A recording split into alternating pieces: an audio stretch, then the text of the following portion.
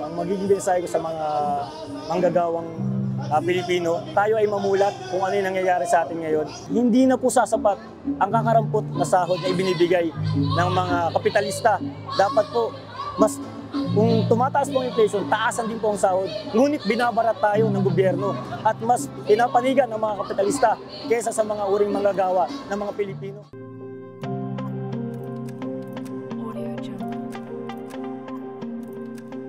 Bilang kabataang manggagawa, kami at yung mga magiging anak natin, kapag hindi natin ito inilaban, sila rin parang magiging alipin na. No?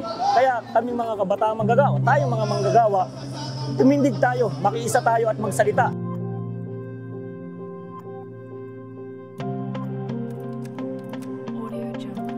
Kaya unang-una yung increase ng sahod natin, ipatupad nila yon, gawing national wage, i-approve, isa batas yung family living wage kung saan ang mga anak natin sa kasalukuyan ang mananamasan nito.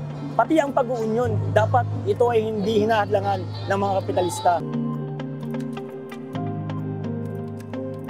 Napakahalaga ng pagkakaroon ng isang unyon sa isang kumpanya kung saan naibibigay yung tapat at sapat na trabaho, benepisyo, seguridad sa trabaho at karapatan. Kapag po meron tayong unyon, may CBA tayo kung saan doon po inaangat po natin ang pagkakaroon po ng benepisyo po ng mga manggagawa, pati po ang pagtaas po ng sahod.